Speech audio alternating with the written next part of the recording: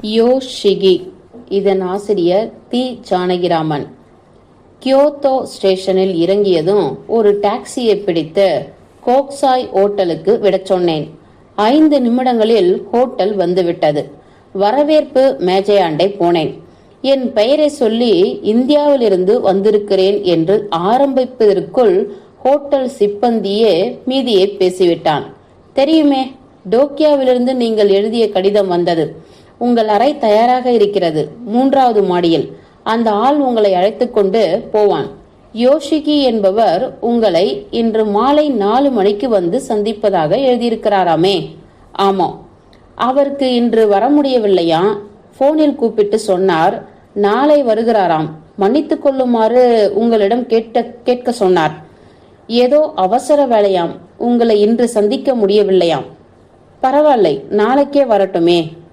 நாளை காலை 10 மணிக்கு உங்களை சந்திப்பதாக சொன்னார். சென்னையிலிருந்து புறப்படும் போது குருமூர்த்தி டோக்கியோ, ஒசாகா, கியோத்தோ நகரங்களில் உள்ள சில ஜப்பானிய நண்பர்களின் விலாசங்களை கொடுத்திருந்தான். டோக்கியோவிலிருந்து கியோத்தோ போகும் முன் யோஷிக்கு ஒரு கடிதம் எழுதியிருந்தேன். கியோத்தோவுக்கு வரும் தேதியை குறிப்பிட்டு கோக்சாய் ஹோட்டலில் தங்கப் போவதாக அவருக்கு எழுதியிருந்தேன். வந்த அன்று மாலை சந்திப்பதாக யோஷிக்கிடமிருந்து உடனே பதில் வந்துவிட்டது. என்ன அசௌகரியமோ! யோஷிக்கு மின்சார ஜாமான் வியாபாரம், BA படித்திருக்கிறாராம். இங்கிலீஷ் பேசுவாராம். 3ஆம் வருடம் இந்தியாவுக்கு வந்திருந்தாராம்.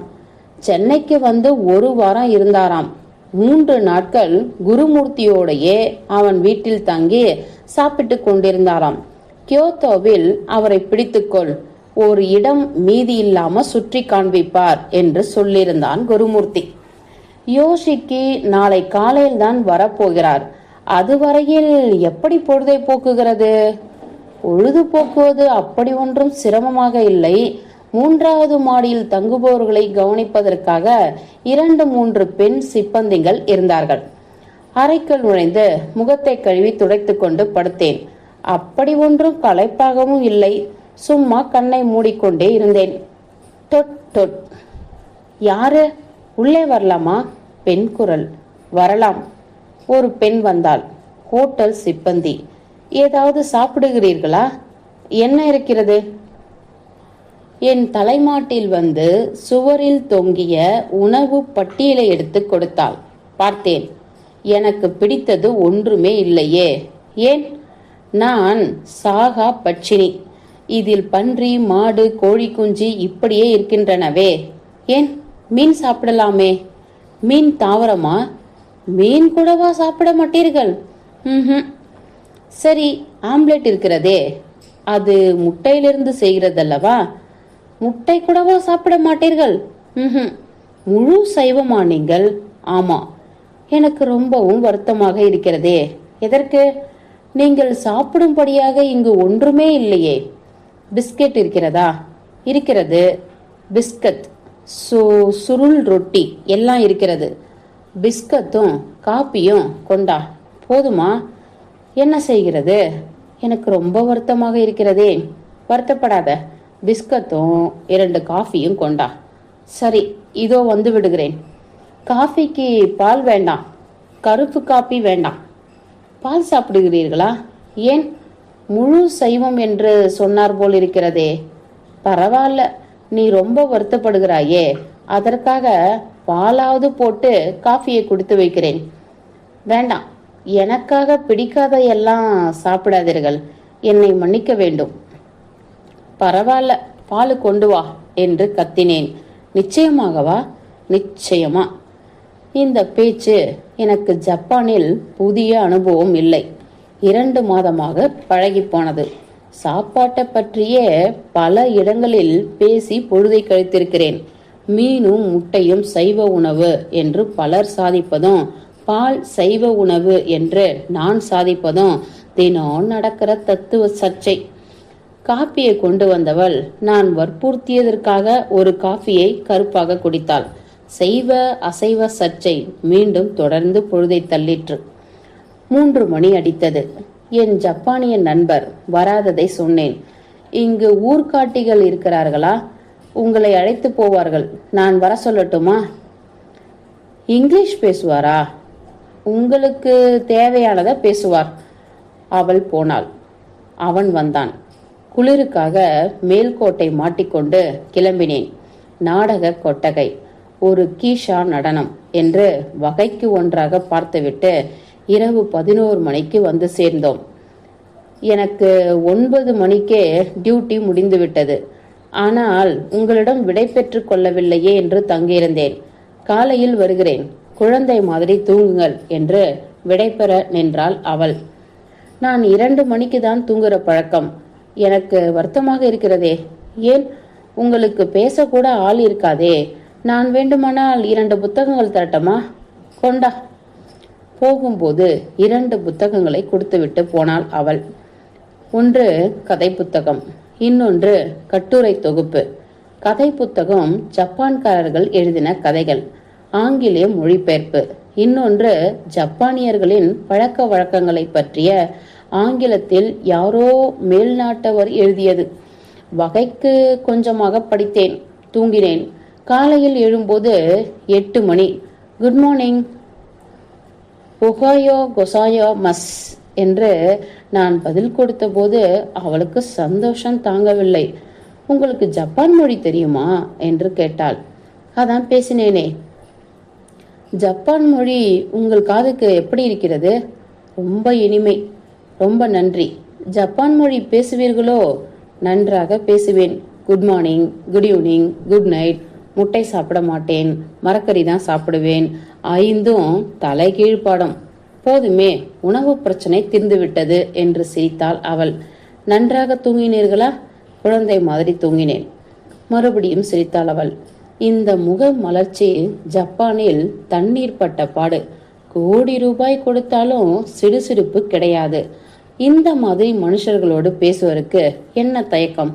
ஹோட்டலில் தங்குபவர்களுக்கு பொழுது போக என்னென்ன பேசலாம் என்று அவளுக்கு அற்றுப்படியாக இருந்திருக்க வேண்டும். போன் மணியை கேட்டு தூங்கின போது யோஷிக்கு வந்திருக்கிறார், வர சொல்லலாமா என்று செய்தி வந்தது. மணி 10. 1.5 மணி நேரம் பொழுது போனது தெரியாமல் பேசியிருக்கிறாள் இவள். நண்பர் யோஷிகி வருகிறார் என்றேன். நல்லது, அப்படியானால் இன்று ஊர்காட்டி தேவையில்லை. வேண்டாம். யோஷிகி வந்துவிட்டார். நல்ல வெள்ளை நிறம், மூக்கு கண்ணாடி. நீங்கள்? ஆமாம் என்று பெயரை சொன்னேன். நான் யோஷிகி. நேற்று வர முடியவில்லை, திடீரென்று அவசர வேலை. பரவாயில்லை, அறை வசதியாக இருக்கிறதா? ரொம்ப. நேற்று என்ன செய்தீர்கள்? ஒரு வழிகாட்டியுடன் சில இடங்களை பார்த்தேன் என்று பார்த்த இடங்களை சொன்னேன். நல்லது, இன்று முழுவதும் நான் சும்மாதான் இருக்கிறேன். நீங்கள் எத்தனை நாட்கள் தங்க போகிறீர்கள்? இன்னும் 2 நாட்கள். அப்படியா? நீங்கள் ஊருக்கு போகிற வரையில் உங்களோடு கூடவே நான் இருந்திருக்க முடியும். இந்த தடவை முடியவில்லை. இன்று முழுவதும் இருந்து முக்கியமான இடங்களுக்கு அழைத்து போகிறேன். அதற்கு பிறகு தங்க முடியாது என்று நினைக்கிறேன். பொருட்படுத்த மாட்டீர்களே? ஐயோ, என்ன இது? நான் பார்த்து கொள்கிறேன். யோஷிகி உயரம் என்றுதான் சொல்ல வேண்டும். அதாவது 5.5 அடி உயரம். குளிரை தடுக்க ஜப்பான் முழுவதும் கம்பளி கோட்டு, கால் சட்டை, கழுத்துப்பட்டி எல்லாம் அணிகிற பருவம் அது. அவருக்கு அந்த உடை கன எடுப்பாக இருந்தது. உட்கார்ந்து கொண்டு பேச ஆரம்பித்தவர் அவர். ஜப்பானுக்கு எப்பொழுது வந்தீர்கள்? 2 மாதம் ஆயிற்று. ஜப்பான் பிடித்திருக்கிறதா? ஜப்பான் பிடிக்கவில்லை என்று எவனாவது சொன்னால் அவன் பரம அரசியனாக இருக்க வேண்டும். ஓ, ரொம்ப நன்றி என்று சிரித்தார் அவர். அழகான ஆரோக்கியமான ஜனங்கள் நீங்கள். நான் ஜப்பானில் காலடி வைத்து 2 மாதமாயிற்று. இன்னும் ஒரு நரை மயிர் கூட பார்க்கவில்லை. ஒரு சிடு மூஞ்சியை கூட பார்க்கவில்லை. எந்த பஸ் ஸ்டாப்பிலும் 1 நிமிஷத்துக்கு மேல காத்திருக்கவில்லை. ஏறின பஸ்ஸிலும் சில்லறை இல்லைனா இறங்கு சார் என்று எந்த கண்டக்டரும் கத்தவில்லை. சில்லறை கொடுக்க மறந்து போகவும் இல்லை. தெருவிலோ தியேட்டரிலோ யாரும் இறைந்து பேசவில்லை. 10 கல்லூரி மாணவர்கள் சேர்ந்து உல்லாசமாக போகும்போது கூட காச்சு மூச்சு என்று தலைகால் தெரியாமல் கத்தவில்லை. மாணவிகளை பார்த்து சீட்டி அடிக்கவில்லை. எந்த சாமானும் கெட்டு போகவில்லை. ஹிபியா பார்க்கில் மத்தியானம் ஆபீஸ் இடைவெளியில 1000 ஜனங்கள் வந்து கையில் கொண்டு வந்த டிஃபனை சாப்பிட்டு விட்டு அரை மணி நேரம் இளைப்பாறி விட்டு போகிறார்கள். நானும் போய் உட்கார்ந்தவன் ஒரு பெஞ்சில் 800 சொச்ச ரூபாய் இருந்த பர்ஸு, டைரி எல்லாவற்றையும் மறந்துவிட்டு போய்விட்டேன். 3:30 மணிக்கு மேல ஞாபகம் வந்தது. திரும்பி ஓடி வந்தேன். 3 மணிக்கு பிறகும் அது வைத்த இடத்திலேயே இருந்தது. ரயிலில் போகும்போது யாரும் இங்கு கத்துவதில்லை, சிகரெட் பிடிப்பதில்லை. படிக்கிறார்கள், இல்லாவிட்டால் கண்ணை மூடிக்கொண்டு வருகிறார்கள். போதும் போதும் என்று சிரிக்க ஆரம்பித்தவர் யோஷிகி. நான் நெட்டுருட்டு போட்டு ஒப்பித்து மாதிரி சொன்னதுதான் அவருக்கு கிச்சு கிச்சு மூட்டு இருக்க வேண்டும். ஏன், நான் சொன்னது சரியில்லையா? கண்ணால் பார்த்து அனுபவத்ததை சொல்கிறேன். உங்க மக்களுக்கு தான் என்ன சுத்தம், என்ன கட்டுப்பாடு, என்ன கலை உணர்ச்சி. காரியங்கள் செய்வதில்தான் எவ்வளவு கருக்கு, எவ்வளவு நறுவிசு. மேம்புல் மேயாமல் ஆழ்ந்து செயலாற்றக்கூடிய பண்பு. என்ன ஒரு ஓயாத உழைப்பு. ரொம்ப நன்றி. பஸ்ஸுக்காக காத்திருந்தாது, கண்டக்டர்கள் இனிமையாக பேசுவது எல்லாம் சரிதான். பெண் கண்டக்டர்கள் பேசுவது வேறு எப்படி இருக்க முடியும்? ஆனால் ஒரு பெண் வந்து பஸ்ஸில் ஏறினால் ஒரு ஆணும் எழுந்து இடம் தர மாட்டான். இங்கே நீங்கள் பார்த்திருக்கிறீர்களா? உங்கள் பெண்கள் மிக பலசாலிகள். இல்லை, எங்கள் ஆண்கள் அவ்வளவு எடுத்துக்காட்டாக நடந்து கொள்ளவில்லை என்று அர்த்தம். பல விஷயங்களுக்கு மாற்று சொல்லிக்கொண்டே வந்தார் யோஷிகி. ஆனால் உள்ளுக்குள் அவருக்கு பூரிப்பு.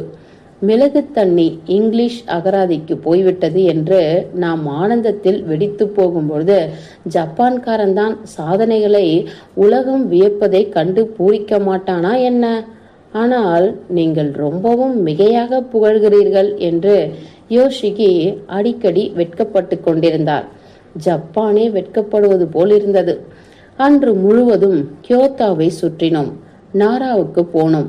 பௌத்த கோயில்கள், ஷிண்டோ ஆலயங்கள் எல்லாவற்றையும் சுற்றினோம். ஒரு இடம் மிச்சம் வைக்கவில்லை என்றுதான் தோன்றிற்று. எதை பார்த்தாலும் எப்படி பிடிக்கிறதா என்று கேட்பார் யோஷிகி. ரொம்ப நன்றாக இருக்கிறது, ரொம்ப நன்றி. யோஷிகிக்கு சிரிக்க சிரிக்க பேசவும் தெரியும். சிற்றுண்டி கடைக்கு போனால் ஆனோ என்று ஆரம்பித்து ஏதேதோ சொல்லுவார். பரிமாறுகிற பெண் குப்பென்று சிரிப்பாள். கடைக்காரர் சிரிப்பார், இவரும் சிரிப்பார். அப்புறம் மொழிபெயர்த்து எனக்கு சொல்வார். அவருடைய நகைச்சுவை அசட்டு பிசட்டு ரகமல்ல, குப்புற தள்ளி வயிற்றை கிழிக்காது. சிரித்த உடனேயே அடங்கி விடுகிறவ ஆசியம்தான். யோஷிகி கார் கொண்டு வந்திருந்ததால் வேகமாக எல்லா இடங்களையும் பார்க்க முடிந்தது. தொழிற்சாலைகள், கோவில்கள், நாடக அரங்கு, நடன அரங்கு, மாளிகைகள், கடைகள், மல்யுத்தம், இப்படி ஒரு பட்டியலாக பார்த்து முடித்தோம். நடுநடுவே ஒரு கடையில் நின்று போன் செய்வார் யோஷிகி. வியாபாரம் என்னென்ன காரியங்களை எனக்காக விட்டு வந்திருக்கிறாரோ 1 மணிக்கு ஒரு முறை கூப்பிட்டு விசாரிப்பார். சில சமயம் 5 நிமிஷங்கள் தாமதமாகும் ஆள் கிடைக்க. பேச்சு முடிந்ததும் என்னை பார்த்து சாரி, மன்னிக்க வேண்டும் என்று சிரிப்பார். பரவாயில்ல, நான் உல்லாச யாத்திரைக்கு வந்தவன், ஒன்றும் குடிமூழ்கி போவதில்லை, எனக்காக கவலைப்படாதீர்கள் என்று நானும் சொல்லிக்கொண்டே வந்தேன். ஹோட்டலுக்கு திரும்புகிற போது இரவு மணி 9:30. எங்கெல்லாமோ உங்களை இழுத்து அலைக்கழித்திருக்கிறேன், ரொம்பவும் களைத்து போயிருப்பீர்கள் என்று ஆறுதல் கூறினார் யோஷிகி. ஒரு களைப்பும் இல்லை, உட்காருங்கள் என்றேன். உட்கார்ந்தார். குருமூர்த்தியிடம் சொல்லுங்கள், இந்தியாவுக்கு போனதும் நான் ரொம்பவும் விசாரித்தேன் என்று. நான் ஒரு நாள் தான் உங்களோடு கழிக்க முடிந்தது, அதற்காகவும் அவரிடம் மன்னிப்பு கேட்டுக்கொள்கிறேன். நான் மதராஸ் வந்தபோது ரொம்பவும் உதவியாக இருந்தார் அவர். சினிமா ஸ்டுடியோக்கள், மகாபலிபுரம், காஞ்சிபுரம் என்று பல இடங்களுக்கு அழைத்து போனார். ஓஹோ, ஜப்பானிய கதைகள் கூட படிக்கிறீர்களா என்று கட்டிலில் கிடந்த புத்தகங்களை யோஷிகி பார்த்து கேட்டார். ஆமா, ஹிரோமி கொடுத்தாள். ஹிரோமி? ஆமா, இங்கு காலையில இருந்தாலே ஹோட்டல் சிப்பந்தி. ஓ, அவளா? படித்தீர்களா? பாதி படித்தேன். உங்கள் சித்திரம், பேச்சு இவற்றைப் போலவே இந்த கதைகளும் நளினமாக இருக்கின்றன. மூங்கில் இலை மாதிரி ஒரு எளிமை, ஒரு கருக்கு, ஒரு ஆடம்பரமில்லாத அழகு. புத்தகங்களை பிரித்து பார்த்தார் அவர். முன்பெல்லாம் படிப்பதுண்டு, இப்பொழுது வியாபாரத்தை கவனிப்பதற்கே பொழுது சரியாக இருக்கிறது. இது எப்படி இருக்கிறது? அதான் சொன்னேனே, ரொம்ப நன்றாக இருக்கிறது. இந்த கட்டுரை மிக மிக பிடித்திருக்கிறது எனக்கு. ஜப்பானியர்களுக்கு கோபமே வராதாம், வந்தாலும் தாறுமாறாக கத்த மாட்டார்களாம். யோஷிகி சிரித்தார். ஜப்பானிய மக்கள் பொறுமைசாலிகள் என்றார். பிறகு தொடர்ந்து பேசினார். உங்கள் நாட்டு யோகம் பற்றி கொஞ்சம் படித்திருக்கிறேன். யோகம் என்றால் எது வந்தாலும் ஒரே நிலையில் மனதை வைத்திருப்பது இல்லையா? துன்பம் வந்தாலும் இன்பம் வந்தாலும் மனம் ஆடக்கூடாது, பொங்கி வழியவும் கூடாது, சோர்ந்து மடியவும் வேண்டாம். அதற்காக செத்தால் கூட சிரிக்க முடியுமா? அழுது மட்டும் என்ன ஆகிவிடப் போகிறது?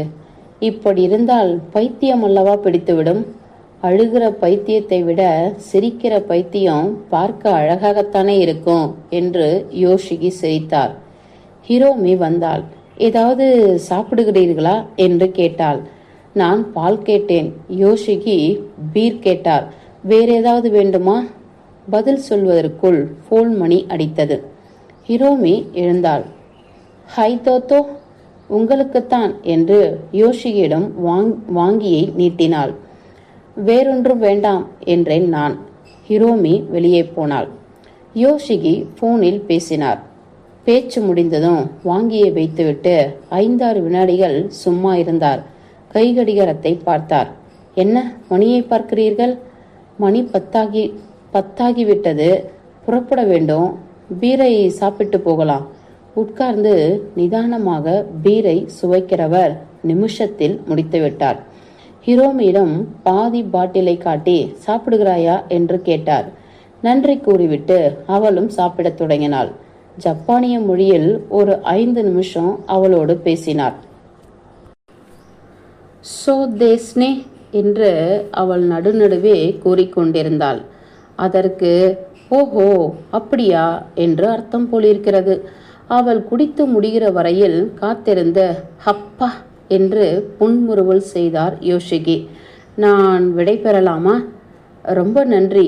உங்களோடு மிகவும் உபயோகமாக பொழுது போயிற்று. உங்கள் உதவியை மறக்கவே முடியாது. குருமூர்த்தியிடம் சொல்லுங்கள் என்று எழுந்தார் அவர். இந்தியாவுக்கு எப்பொழுது மறுபடியும் வருவீர்கள் என்று கேட்டேன். புறப்படும் முன் கோட்பையில் கையை விட்டு ஒரு முத்து பதித்த தங்க கழுத்துப்பட்டி கிளிப் ஒன்றை என் கழுத்துப்பட்டியில் மாட்டினார். அடட, என்ன இது?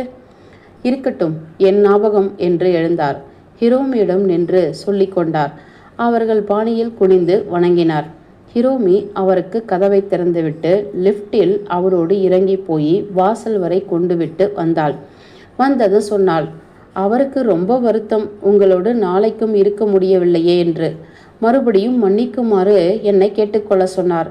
நீயாவது ஒரு நாள் லீவு எடுத்துக்கொண்டு அவரை இன்னும் பார்க்காத இடங்களுக்கு அழைத்து போயேன் என்றார். நீ என்ன சொன்னாய்? நாளைக்கு லீவு எடுத்துக்கொள்ள வேண்டிய அவசியமில்லை, எனக்கு நாளைக்கு விடுமுறை நாள்தான் என்றேன். ரொம்ப நல்லதா போயிற்று. மறுநாள் ஹிரோமியோடு பட்டு நெசவு பட்டு கண்காட்சிகளை எல்லாம் சுற்ற முடிந்தது. ஊருக்கு கிளம்பும் போதே நான் ஸ்டேஷன் வரையில் வரலாமா என்று கேட்டாள் ஹிரோமி. நிச்சயமாக. ஸ்டேஷன் போன பிறகுதான் ஞாபகம் வந்தது. தோல் பையை பிரித்து ஹிரோமியின் புத்தகங்கள் 2ஐயும் எடுத்து கொடுத்தேன். அது உங்களுக்கு தான் என்றாள் ஹிரோமி. அப்படியா, ரொம்ப நன்றி. உன் ஞாபகமாக இருக்கட்டும். அது மட்டுமில்லை, இந்த உலகத்தில் எல்லாம் தற்செயலாகத்தான் நடக்கிறது, காரண காரியமே கிடையாது என்று என் சிநேகிதன் சொல்லுகிற வழக்கம். அது எவ்வளவு தூரம் உண்மையோ தெரியாது. நான் அதை நம்புகிறதே இல்லை.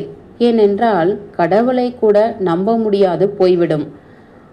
அவன் சொல்வதை நம்பத் தொடங்கினால், ஆனால் இந்த ஒரு சம்பவம் மட்டும் அவன் சொன்னதை சரி என்று நிரூபித்து விட்டது என்றாள் ஹிரோமி. எந்த சம்பவம்? நீங்கள் வந்தது, நான் இந்த புத்தகம் கொடுத்தது, யோஷிக்கு வந்தது, எல்லாம் தான் என்றாள் அவள். எனக்கு புரியவில்லையே. யோஷிகி பழைய பசலி, இல்லாவிட்டால் மனிதன் மாதிரி நடந்து கொண்டிருப்பார். இப்படி ஜப்பான்காரராக நடந்து கொண்டிருக்க மாட்டார் என்றாள் அவர். அப்படியென்றால்? நீங்கள் வந்த அன்று 4 மணிக்கு ஹோட்டலுக்கு வந்து உங்களை சந்திப்பதாக சொல்லியிருந்தாராமே? ஆமாம், முடியவில்லை. எப்படி வர முடியும்? முதல் நாள் கோப்பையில் உள்ள அவருடைய கடை எரிந்து சாம்பலாகிவிட்டது. என்னது? ஆமாம், கோப்பே நகரில் அவருக்கு கிளை கடை ஒன்று உண்டு. மின்சார கோளாறினால் தீப்பற்றி கடையே எரிந்து கருகிவிட்டது. கிட்டத்தட்ட $20,000 மேல் நஷ்டம். அவருடைய தம்பிக்கு தீப்பட்டு மேலெல்லாம் காயமா, ஆஸ்பத்திரியில் சேர்க்க வேண்டியதாகிவிட்டது. என்னது? ஒன்றுமே சொல்லவில்லையே அவர். என்னோடு சிரித்து சிரித்து பேசிக்கொண்டு ஊரெல்லாம் சுற்றினாரே. எத்தனையோ தூரத்திலிருந்து நீங்கள் வந்திருக்கிறீர்கள். இந்த செய்தியை சொல்லி உங்களை நோக செய்யக்கூடாது என்று இருந்துவிட்டார். அதனால்தான் சொன்னேன், அவர் பழைய காலத்து ஜப்பானியராக நடந்து கொண்டு விட்டார் என்று. இப்போதெல்லாம் அப்படி துக்கத்தை மென்று விழுங்கும் வழக்கம் போய்விட்டது. துக்கமாயிருந்தால் கொஞ்சமாவது அழுது தீர்த்துவிட கற்றுக்கொண்டு விட்டார்கள்.